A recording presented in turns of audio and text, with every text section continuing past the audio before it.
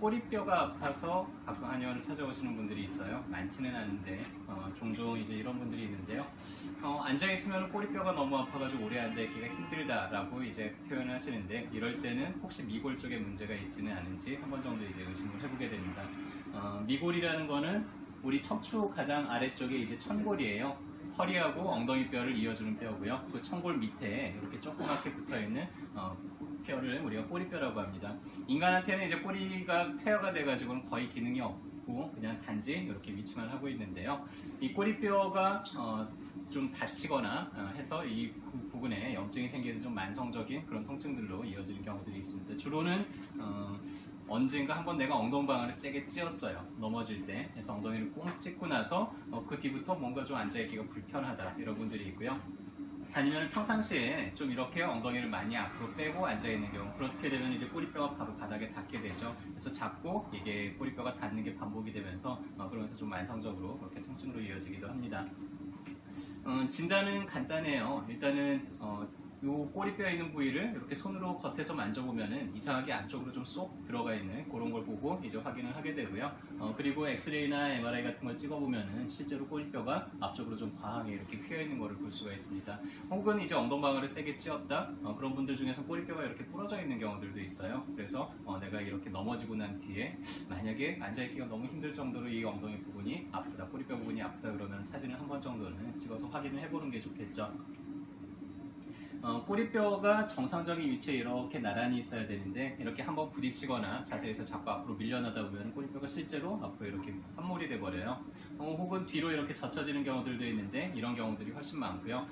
꼬리뼈가 휘는 게 좀 임상적으로 중요한 이유 중에 하나는 우리가 경막이라고 하는 이제 척추를 둘러싸고 있는 아주 질긴 막이 있어요. 그게 꼬리뼈까지 이어져 있어요. 여기서부터 어디까지 이어져 있냐 그러면 우리 후두골, 머리까지 이어져 있습니다. 척추를 따라서.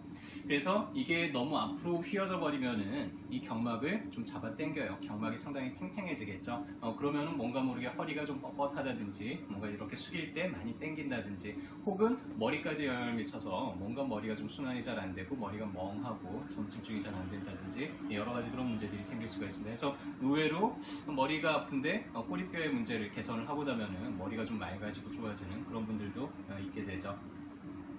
자, 이 꼬리뼈에 통증이 생기면, 문제가 생기면 특징 중에 하나가 기대서 앉아있을 때 상당히 좀 불편해요. 이렇게 엉덩이를 좀 바짝 세우고 엉덩이 뒤로 빼고 허리를 바짝 세우고 앉을 때는 그래도 괜찮은데, 우리 소파에 앉듯이 이렇게 뒤로 기대 앉을 때 그때 꼬리뼈가 바닥에 닿기 때문에 상당히 그때 통증을 좀 많이 느끼게 되고요. 차라리 일어서서 좀 걷거나 이럴 때는 괜찮습니다. 근데 앉아만 있으면 오래 앉아있기가 힘들다고 그렇게 표현을 하죠.